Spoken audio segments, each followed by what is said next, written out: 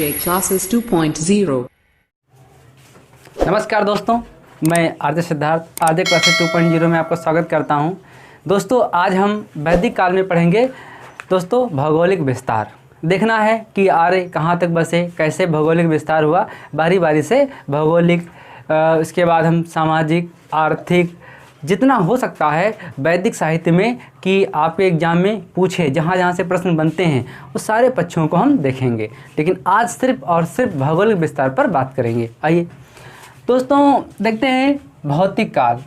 भौतिक काल में मैंने आपसे बार बार कहा है कि वैदिक काल दो भागों में बांटा गया। एक आपका है ऋग वैदिक काल। कौन सा है? ऋग वैदिक काल, ऋग वैदिक काल या पूर्व वैदिक काल, वैदिक काल। इसका टाइम पीरियड कितना रहा है? 1500 से 1000, 1500 से 1000 BC तक। फिर यदि बात करें इस साइड में, यदि हम बात करें तो उत्तर वैदिक काल, उत्तर वैदिक काल, इसका जो टाइम पीरियड रहा है वो 1000 BC से 600 BC, 1000 BC से 600 BC तक रहा है। अब इसमें हम बात करते हैं कि ऋग वैदिक काल का विस्तार कहाँ से कहाँ तक रहा। चलिए इस पर यदि हम चर्चा करें तो जो भौगोलिक इसका विस्तार था वो कुछ इस तरीके से था हमारा। किस तरीके से था? इस तरीके से था। चलिए इस तरीके से बात करते हैं तो मित्रों, ये जो स्थान है ये तुर्कमेनिस्तान है। तुर्कमेनिस्तान है। क्या है? तुर्कमेनिस्तान है। ये जो स्थान है वो वर्तमान में अफगानिस्तान है। ये जो स्थान है ये हमारा विंध्याचल पर्वत है, या हम अरावली पर्वत कह सकते हैं। यहाँ अरावली, अरावली कहाँ है? तो ये राजस्थान में है। कहाँ है? राजस्थान की बहुत सबसे पुरानी एक पर्वत श्रृंखला है। भारत की नहीं, विश्व की सबसे पुरानी है। यदि यहाँ पर हम बात करें ये कहाँ तक फैला हुआ था तो इसको हम पूर्वी हिमालय नाम दे सकते हैं। पूर्वी हिमालय ये कहाँ? तो हम इसको बहुत अच्छे तरीके से यूपी नाम दे सकते हैं। इस तरीके से हमारा जो ऋग वैदिक काल है ये फैला हुआ था। यदि हम भारत के नक्शे पर बात करें तो मान लेते हैं कि दोस्तों ये, अब देखिए नक्शा तो मैं बना नहीं पाता हूँ, ये मेरा दुर्भाग्य है कि मैंने कभी बना नहीं पाया, लेकिन आप लोग अच्छा बना लेंगे ये मुझे विश्वास है। चलिए आप भी प्रयास करिए बनाने का, और मैं उम्मीद करता हूँ कि आप बहुत अच्छा नक्शा बनाएंगे। चलिए मैं इसको भारत मान लेता हूँ। चलिए इसको मैं भारत मान लेता हूँ। बात करें तो यहाँ एक नदी पड़ती है। इस तरीके से नदी एक आ रही है, जो नदी आ रही है इस तरीके से, तो इस नदी को हम सिंधु नदी नाम दे सकते हैं। चलिए एक यहाँ से एक और नदी आ रही है इस तरीके से। एक नदी ये है, एक नदी ये है, और एक नदी ये है। फिर यहाँ से एक नदी है और यहाँ पर रुक गई। एक नदी यहीं पर इस तरीके से है, तो थोड़ा ये हम ऊपर बनाएंगे, पंजाब जम्मू कश्मीर तक रखेंगे। और इस तरीके से, चलो देख लेते हैं। सॉरी मित्रों, इस तरीके से थोड़ा बड़ा बना लूँ ताकि समझने में दिक्कत ना हो, समझने में दिक्कत ना हो।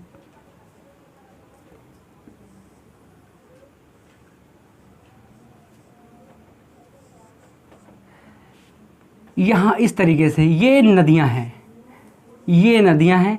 ये राजस्थान में एक नदी है, इसको 7 नदियाँ यहाँ पर हैं, इसलिए सिंधु या सैंधव, या सैंधव, कौन?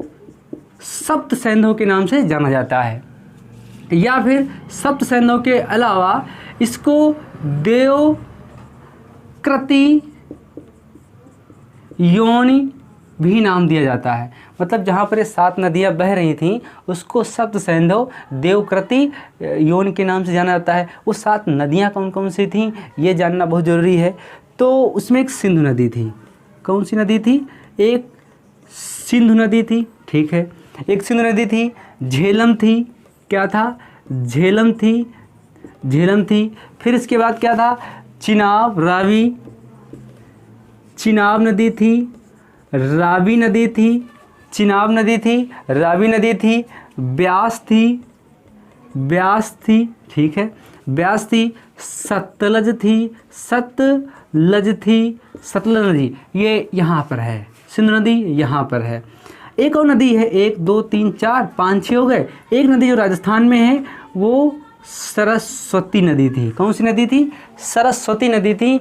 इन 7 नदियों के क्षेत्र को सप्त सैंधव के नाम से जाना गया, जहाँ पर ऋग वैदिक काल का विस्तार था, जाना गया, ठीक है। इसके बाद इस स्थान को और किस नाम से जाना जाता है? तो इस स्थान को देवकृति योनि के नाम से भी जाना जाता है। किसको? सप्त सैंधव को देवकृत योनि के नाम से भी जाना जाता है। आप ये नोट कर लेंगे। अब यहीं से प्रश्न बनना स्टार्ट हो जाता है।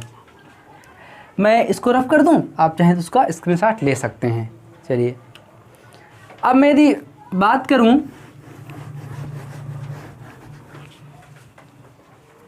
भौगोलिक विस्तार में, वैदिक काल में यदि हम भौगोलिक विस्तार की बात करें तो भौगोलिक विस्तार, भौगोलिक विस्तार कहाँ से कहाँ तक था, यदि इसकी हम चर्चा करें, यदि इसकी चर्चा करें भौगोलिक विस्तार में, तो ऋग्वेद काल ये है, क्या है? ऋग्वेद है, ऋग वैदिक काल, वैदिक काल, और ये आपका क्या हो जाएगा? तो ये हो जाएगा उत्तर वैदिक काल। क्या हो जाएगा? उत्तर वैदिक काल। तो सबसे पहले देखते हैं कि ऋग वैदिक काल में विस्तार कहाँ से कहाँ तक था। जो मैंने नदियों के द्वारा बताया वो सब यहीं पर था, वो सब यहीं पर था। तो यहाँ पर जब ये मान लीजिए हमारा भारत है, हम यहाँ से बना रहे हैं, फिर से यहाँ पर बना रहे हैं, आप भी इस तरीके से बना लीजिए, ज़्यादा ठीक रहेगा। मुझे नक्शा बनाना नहीं आता है दोस्तों, इसके लिए हम आपसे माफ़ी मांगते हैं। और चलिए, ये भारत हो गया। तो यहाँ पर ये 7 नदियों का जो समूह था, इसके अलावा एक सरस्वती नदी थी। अब ये क्या जानते थे ऋग वैदिक काल में? तो ये आपका हिमालय का क्षेत्र है, इसलिए ये पूर्वी हिमालय जानते थे। अब आप सोच रहे होंगे ये पूर्वी हिमालय कैसे? यदि हम यहाँ अफ़गानिस्तान से बात करें, तुर्कमेनिस्तान से बात करें, तो इसके क्षेत्र में ये पूर्व पड़ रहा है, ये पूर्व पड़ रहा है। तो ये प्रारंभ में पूर्वी हिमालय को जानते थे, ठीक है, पूर्वी हिमालय को जानते थे। फिर ये इस तरीके से जब बनी, अब तुर्कमेनिस्तान, अफ़गानिस्तान, अरावली और ये यूपी इस तरीके से बनी, तो ये क्षेत्र आ गया। जब ये क्षेत्र आ गया और आगे बढ़ा, तो यदि हम बात करें तो पूर्वी हिमालय के अलावा ये समुद्र को भी जानते थे। प्रश्न आता है कि ऋग वैदिक कालीन के लोग क्या समुद्र को जानते थे? हाँ जानते थे। क्या हिमालय को जानते थे? हाँ जानते थे। तो आप ये यहाँ पर बता सकते हैं। फिर यदि हम बात करें उत्तर वैदिक काल में, तो अब ये क्या हुआ? ये पूर्वी हिमालय है। अब ये यदि यहाँ से इधर पूर्वी बढ़े, फिर यहीं से इधर बढ़े, तो ये पूर्वी और पश्चिमी, पूर्वी प्लस पश्चिमी दोनों हिमालय को जान गए थे उत्तर वैदिक काल में। पूर्वी और पश्चिमी हिमालय, हिमालय दोनों स्थानों को ये जान चुके थे उत्तर वैदिक काल में। आप ये नोट कर लेंगे। फिर बात करें, जब ये उत्तर वैदिक काल में इनका विस्तार और इधर होता है और इधर होता है, तो कहाँ तक होता है? तो ये गंगा प्लस यमुना दोआब में होता है। जो गंगा यमुना का स्थान है इसको दोआब जानते हैं। तो गंगा प्लस यमुना दोआब में होता है। दोआब उत्तर प्रदेश। यहाँ पर कहाँ तक होता है? तो यहाँ पर एक गंडक नदी आती है जो कि नेपाल से आई है। गंडक नदी को हम सदानीरा के नाम से जानते हैं। यहाँ तक विस्तार होता है। मैं बताऊँगा कि किस तरीके से इसका विस्तार हुआ। आगे गौतम और राहु की कहानी है, मैं इस पर चर्चा करूँगा कि किस तरीके से विस्तार हुआ। जो राहुगढ़ होता है उसके मुँह से आग का गोला निकलता है और सरस्वती नदी से आग का गोला मुँह से निकलेगा और गंडक नदी में जाके वो समाप्त हो जाएगा, फिर भौगोलिक विस्तार होगा, क्षेत्र विस्तार होगा। मैं इस पर चर्चा करूँगा कहानी पर, अभी वहाँ तक पहुँचने दीजिए। चलिए अब हम बात करें तो इस क्षेत्र में जो विंध्याचल पर्वत है, यहाँ कौन सी नदी थी? तो यहाँ पर नर्मदा नदी थी। कौन सी? नर्मदा नदी थी।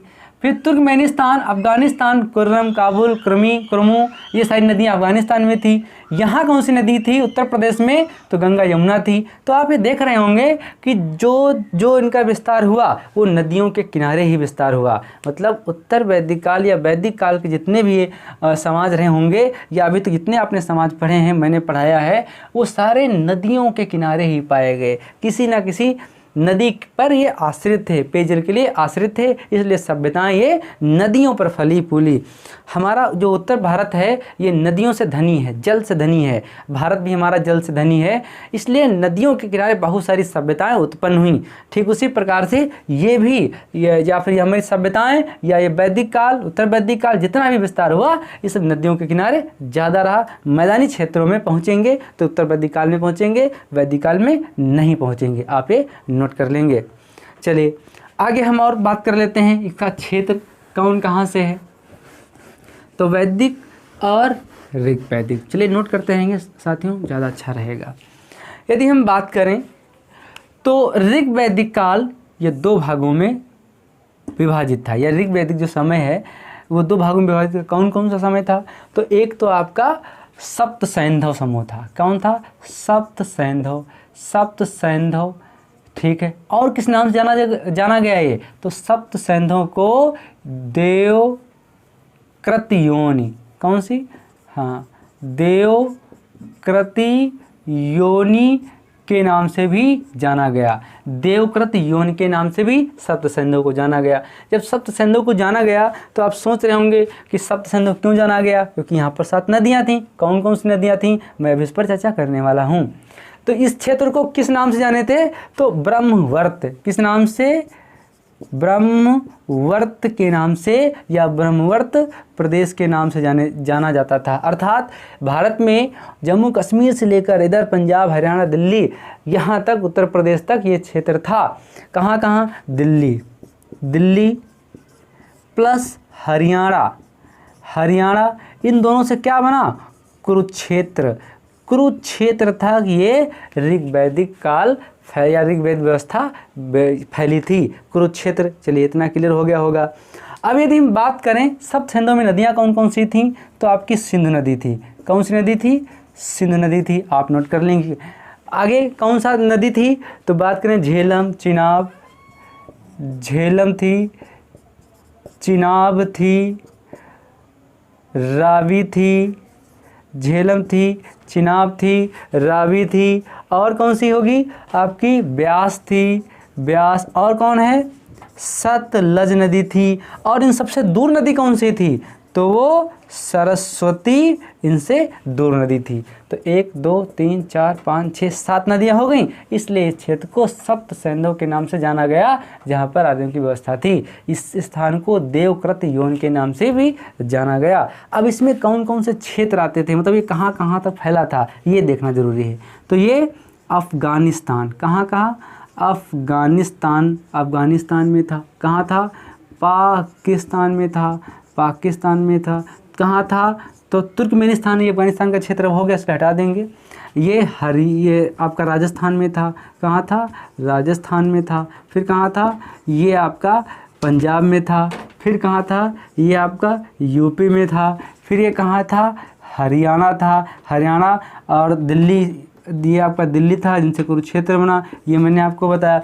फिर कहाँ था? तो ये हिमाचल प्रदेश, उत्तराखंड, ये तब स्थान नहीं थे, मैं आधुनिक बात कर रहा हूँ, आप समझ गए होंगे, बना लेंगे। तब पाकिस्तान का भी अस्तित्व नहीं था, ये अफ़गानिस्तान तो अस्तित्व में किसी का नहीं था, लेकिन जब पाकिस्तान बीच में पड़ रहा है अफ़गानिस्तान के, तो जाहिर सी बात है पाकिस्तान को आप याद करें चाहे नहीं करें वैसे ही आपको मिल जाएगा।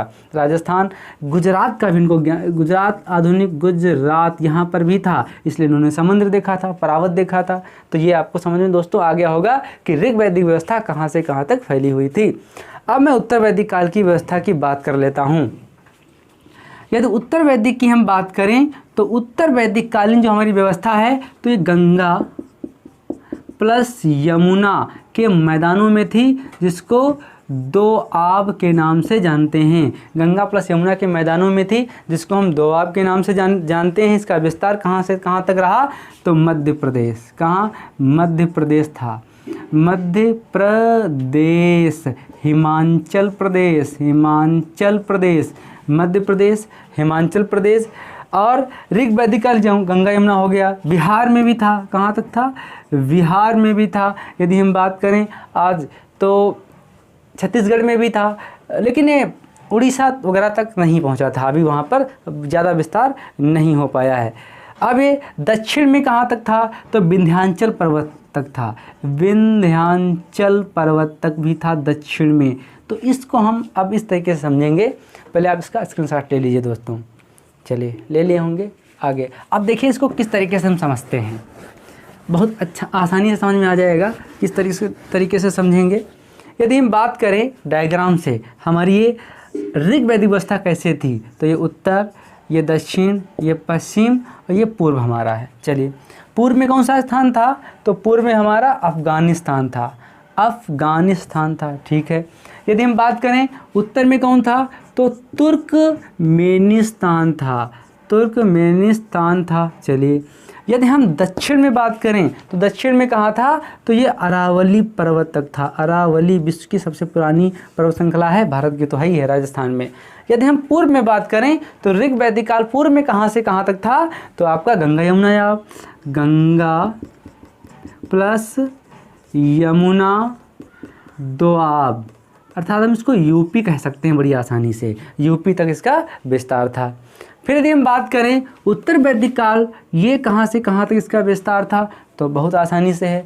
तो ये आपका हो गया उत्तर, ये दक्षिण, ये पश्चिम, ये पूर्व में हो गया। अब बात करें कि ये कहाँ से कहाँ तक था, तो ज़्यादा दोस्तों ध्यान देने की ज़रूरत नहीं है। ये आपका विंध्याचल पर्वत था। विंध्याचल पर्वत, विंध्याचल पर्वत कहाँ पड़ता है? कमेंट में लिख के बताना दोस्तों। विंध्याचल पर्वत था। ये आपका अफ़गानिस्तान में था। ये तो हो गया, अफ़गानिस्तान में था। और फिर ये कहाँ तक था? गंडक नदी तक। कहाँ? गंडक नदी तक या सदा नीरा नदी तक, हम बिहार कह सकते हैं। ये बिहार तक था। ये सदा नीरा गंडक नदी ये आपके नेपाल से आती है। यहाँ विस्तार कहाँ से था? तो ये पूरा हिमालय, पूरा हिमालय मतलब पूर्वी हिमालय हम बांट देंगे। अब ये बिहार से आगे बंगाल तक थोड़ा रहेंगे, बंगाल के आगे फिर नहीं जाएंगे। तो हम यहाँ तक इसका विस्तार था। तो बात करें ऋग वैदिक कालीन का विस्तार, तुर्कमेनिस्तान उत्तर में, नीचे अरावली, अफ़गानिस्तान और गंगा यमुना अर्थात यूपी।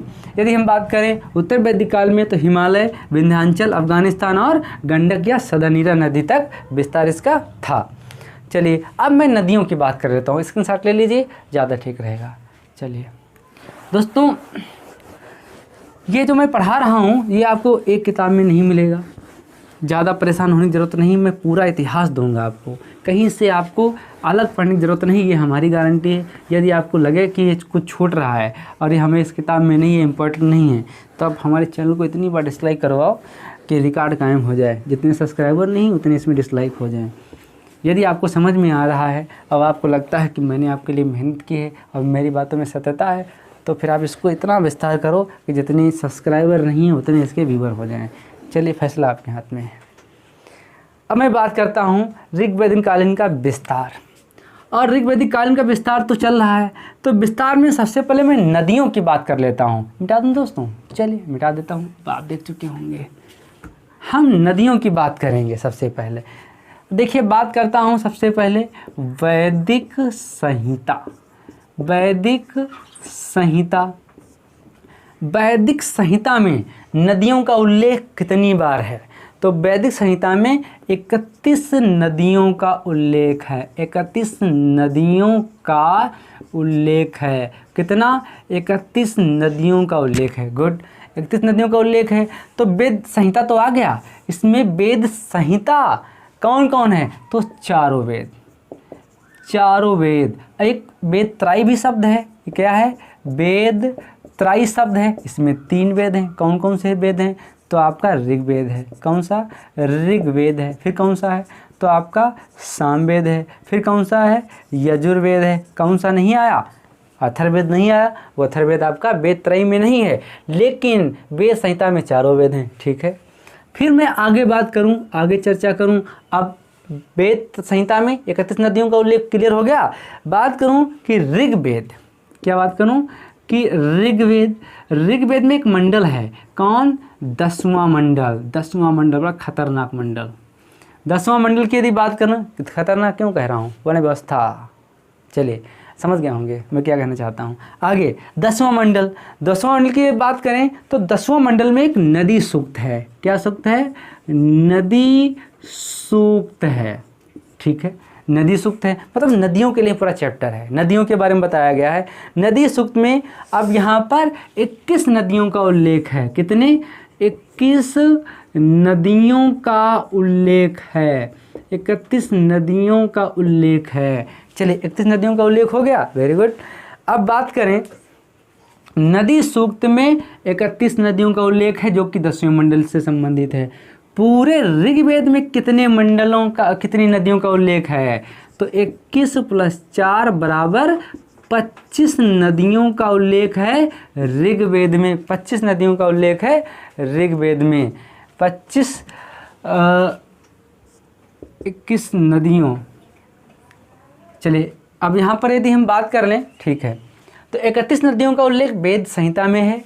21 नदियों का उल्लेख आपका कहाँ है? तो 21 नदियों का उल्लेख आपका ऋग्वेद के 10वें मंडल में नदी सूक्त है, उसमें 21 नदियों का उल्लेख है। और 4 और नदियाँ हैं, मैं इनके नाम बताऊंगा।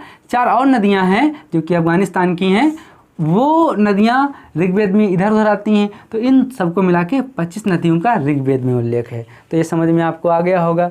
अब सबसे उपयोगी नदी इसमें कौन सी थी? यदि सबसे उपयोगी नदी की बात की जाए तो भाई वो सिंधु नदी थी। सबसे उपयोगी की बात करी जाए तो सिंधु नदी थी। सबसे पवित्र नदी की यदि बात की जाए तो वो कौन सी थी? या पवित्र या महत्वपूर्ण नदी वो कौन सी नदी थी? तो सरस्वती नदी थी। आप सोच रहे होंगे गंगा माता कहाँ चली गई? तो गंगा का उल्लेख, गंगा का महत्व उस समय नहीं था। गंगा नदी कैसे नहीं था? क्योंकि गंगा नदी का सिर्फ एक बार उल्लेख आया है। देखिए, जिसके बारे में ज़्यादा बात होती है किसी के मुंह से या किसी किताब में, उसका महत्व उसमें ज़्यादा होता है। जिसका कम है उसका रोल कम है। तो अभी गंगा का रोल यहाँ पर कम है। उत्तर वैदिक काल में गंगा का रोल महत्वपूर्ण हो जाएगा। चलिए यदि हम बात करें तो सरस्वती नदी का उल्लेख बहुत बार है। मैं अभी चर्चा करने वाला हूँ, आप घबराइएगा नहीं, मैं आपके साथ में हूँ। चलिए मिटा दूँ, स्क्रीनशॉट आप ले लीजिए। चलिए आगे फिर मैं इस पर चर्चा करूँगा अभी बहुत अच्छे तरीके से। चलिए अब यहीं पर एक अफ़गानिस्तान पड़ता है, मैं रह गया अफ़गानिस्तान। अफ़गानिस्तान में कुछ नदियाँ पड़ती हैं जिनको जानना बहुत ज़रूरी है। नदी है कुभा नदी। क्या नाम है? कुभा नदी। कुभा नदी, वेरी गुड। कुभा नदी ये अफ़गानिस्तान में है और ऋग्वेद में इसका उल्लेख है। इसका मतलब है कि हम अफ़गानिस्तान से भारत तक फैले होंगे, हमारा व्यापार, धर्म, संगठन, समाज कुछ रहा जरूर होगा। तो कुभा नदी, कुरुमु नदी दूसरी है, कुरुमु नदी, सुवास्तु नदी, कुरुमु नदी, सुवास्तु नदी। एक और नदी है, क्या नाम है इसका? गोमती नदी। क्या नाम उसका? गोमती नदी। गोमती नदी का आधुनिक नाम क्या है? गोमल। कुभा नदी का आधुनिक नाम क्या है? तो इसका आधुनिक नाम है काबुल। ये पूछा जाता है, नोट कर लेंगे आप। काबुल। कुभा नदी का आधुनिक नाम क्या है? काबुल। और गोमती नदी का आधुनिक नाम है तो उसका गोमती का गोमल। फिर बात करूं सुवास्तु नदी का है तो इसका स्वात नदी। क्या? स्वात। इसका है आधुनिक नाम स्वात। इसका नाम क्या है? कुर्रम। इसका नाम क्या है आधुनिक नाम? कुर्रम। यदि पूछ दे कि अफ़गानिस्तान की निम्न से कौन सी नदी है तो कुभा, काबुल, कुरुमु, कुर्रम, स्वात, गोमती का गोमल, ये इसका आधुनिक नाम है। नोट कर लेंगे, बहुत बार पूछा गया है। चलिए स्क्रीनशॉट ले लीजिए, फिर मैं बात करता हूँ। फिर आगे बात करता हूँ। मेरे ख्याल से आपको समझ में आ रहा होगा कि मैं किस स्टैंडर्ड का आपको पढ़ा रहा हूँ। स्टैंडर्ड दोस्तों कोई नहीं होता। यदि आप अच्छे तरीके से पढ़ें तो कोई भी स्टैंडर्ड हो, सारे स्टैंडर्ड आपके लेवल के हो जाते हैं। फिर आगे मैं बात कर लेता हूँ कुछ और नदियों का उल्लेख है सप्त सैंधव में। सप्त सैंधव, इसको और किस नाम से जाना जाता है? तो देवकृति योनि के नाम से भी जाना जाता है। देवकृति योनि के नाम से जाना जाता है। इसमें कुछ नदियां हैं, उन नदियों के नाम मैं बताऊंगा, आप नोट कर लेंगे। चलिए कोई ज़्यादा क्रम कुछ नहीं, बस ऐसे नोट कर लिए। सिंधु नदी, सिंधु नदी बहुत महत्वपूर्ण है। सिंधु नदी को आधुनिक नदी क्या थी? सिंधु नदी थी। सेम, कोई इसका अदर नाम नहीं है, सिंधु नदी। फिर यदि हम बात कर लें तो झेलम, झेलम नदी क्या है? झेलम, झेलम को वितस्ता के नाम से भी जाना गया। झेलम को वितस्ता के नाम से भी जाना गया। फिर चिनाब, अगली नदी क्या हम पढ़ेंगे? चिनाब, चिनाब को अस्किनी के नाम से भी जाना गया। अस्किनी, चिनाब को अस्किनी के नाम से भी जाना गया। फिर मैं बात करूं तो एक नदी है मरुध्वजा, मरुध्वजा बहुत महत्वपूर्ण है। अब आप सोचते हैं ये कहाँ से आ गई नदी, तो बताया नहीं सब सिंधों में मरुध्वजा। चलिए, तो मरुध्वजा को हम बिपाशा कह सकते हैं। बिपाशा, अभी नहीं समझे कोई बात नहीं, इसको हम ब्यास नदी के नाम से भी जानते हैं, तो समझ गए होंगे। चलिए, ये बहुत बार पूछा गया है, पीसीएस में भी पूछा गया, आपको टीजीटी पीजीटी में भी पूछा जा सकता है। तो मरुध्वजा बिपाशा के नाम से भी जाना जाता है या ब्यास नदी के नाम से भी जाना जाता है। सरस्वती नदी, कौन सी? सरस्वती। सरस्वती को सरस्वती के नाम से नहीं जाना गया, इसके अनंत नाम हैं, मैं अभी चर्चा करूँगा कौन कौन से नाम हैं। फिर मैं बात करूं, इसमें सतलज नदी को किस नाम से जाना गया? सतलज नदी। सतलज नदी, ये भारत, इसका उद्गम भारत में नहीं, सिंधु का उद्गम भारत में नहीं। सतलज को सुत्रुदी, क्या? सुत्रुद्री, इस नाम से सतलज नदी को जाना गया। तो सिंधु सेम, झेलम, वितस्ता, चिनाब, अस्किनी, मरुध्वजा, बिपाशा या व्यास। सरस्वती को बुद्धि की नदी, नदीतमा, देवी को नदियाँ, बहुत सारे नाम हैं। सतलज को शत्रुदी के नाम से भी जाना गया। अब आप सोच रहे होंगे सरस्वती को तो बताया नहीं, तो मैं सरस्वती जी को भी बता देता हूँ। सरस्वती जी को और किस नाम से भी जाना गया है? तो सरस्वती नदी, सरस्वती नदी, देखिए इनका महत्व, इनको नदीतमा के नाम से जाना गया। किसके नाम? नदियों में सबसे पवित्र नदी, नदीतमा के नाम से। मातेतमा के नाम से जाना गया। मातेतमा, नदीतमा के नाम से, मातेतमा के नाम से, वाणी के नाम से, किस नदी? और वाणी के नाम से, संगीत की देवी के नाम से। ठीक, और आगे, हाँ, बुद्धि की देवी, बुद्धि की देवी के नाम से, बुद्धि की देवी के नाम से भी इनको जाना गया। नदियों में अग्रवती, नदियों में अग्रवती के नाम से भी जाना गया। नदियों में अग्रवती के नाम से जाना गया, तो आप इनका नाम देख सकते हैं। ये नाम मैंने वही बताया जो एग्जाम पॉइंट व्यू से बहुत महत्वपूर्ण है। आगे इनका पर्यायवाची आप देख सकते हैं। चलिए, थोड़ा और बचा है। अभी नदी तो जानते थे, तो क्या कुछ हिमालय जानते थे? हिमालय के बारे में हाँ जानते थे। पर्वत के बारे में बात कर लेता हूँ। पर्वत में क्या क्या जानते थे? तो पर्वत में हिमालय को जानते थे। हिमालय को किस नाम से? तो मूजवंत के नाम से जानते थे। किस नाम से जानते थे? मूजवंत के नाम से जानते थे।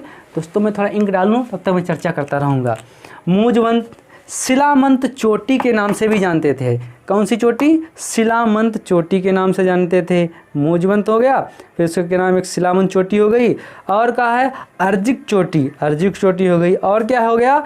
तो सरनावत चोटी हो गई, सरनावत चोटी हो गई, और क्या हो गया? सुसोम हो गया, सुसोम चोटी के नाम से भी जाना जाता था।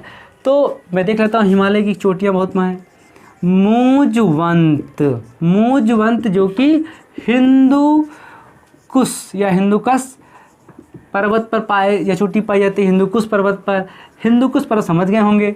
जब हिंदुकुश पर्वत समझ गए हैं तो यहाँ से प्राप्त होता था हमें सोमरस, सोमरस प्राप्त होता था, जो कि पीने काम आता है। आज की डेट में कुछ और नाम है, सोमरस। चलिए फिर सोमरस से सोम बना है, सोमस इंद्र देवता को हम संबोधित करते थे उस समय। मोजमंत हो गया। दूसरी चोटी कौन सी थी? तो शिलामंत चोटी। कौन सी थी? शिलामंत चोटी थी। और कौन सी चोटी थी शिलामंत के अलावा? तो अर्जीक। क्या थी? अर्जीक चोटी थी। ठीक, शिलामंत हो गया, अर्जीक हो गया। और क्या थी? तो सरनावत। क्या थी? सरनावत चोटी थी। और कौन सी चोटी थी? एक और चोटी है जो आपको याद रखनी है, सुसोम। क्या? सुसोम। ये दोनों नदियाँ कश्मीर घाटी में हैं। कहाँ हैं? कश्मीर घाटी में हैं। ये दोनों नदियाँ कश्मीर घाटी में हैं। चलिए, नदियाँ और पर्वत जान गए। अब क्या मरुस्थल जानते थे? हाँ, मरुस्थल भी जानते थे, जो राजस्थान में सरस्वती नदी बहती है। मरुस्थल भी जानते होंगे। तो मरुस्थल के लिए एक शब्द आया है। क्या शब्द आया है? तो धन्नु। धन्नु शब्द आया है। मरुस्थल के लिए एक शब्द आया है, धन्नु शब्द से जाना जाता था। इसी के साथ में क्या समुद्र जानते थे? हाँ, समुद्र भी जानते थे। समुद्र को और किस नाम से जानते थे? तो परावत। परावत। समुद्र को परावत के नाम से। तो समुद्र हमारा देखिए दोस्तों, ये आपका अरब सागर है, ये आपका हिंद सागर है, ये आपकी बंगाल की खाड़ी है। तो अभी यहीं से परिचित हैं, अरब सागर से परिचित हैं हमारे जो ऋग्वैदिक कालीन के लोग हैं, आ रहे हैं। तो परावत है, अरब सागर के लिए कुछ शब्द आए हैं, वो 4 शब्द हैं। कौन से शब्द हैं? 4 शब्द हैं। मैं उनके बारे में जान लेता हूँ कौन कौन शब्द हैं। तो अपर, अपर, इसको ये अरब सागर के लिए प्रयोग किए गए हैं, अपर। और कौन शब्द हैं? तो पूर्व। कौन है? पूर्व। और कौन है? तो सरस्वत शब्द है, सरस्वत। और कौन है? तो इसमें सरनावत के नाम से भी जाना गया। सरनावत आप एक चोटी भी पढ़ चुके हैं। तो मैंने देखा कि जो हमारे ऋग्वैदिक कालीन के लोग हैं, अपने भौगोलिक विस्तार देख लिया, कहाँ से कहाँ तक बसे हुए थे। नदी देखी, मरुस्थल देखा, पर्वत देखा और समुद्र देखा।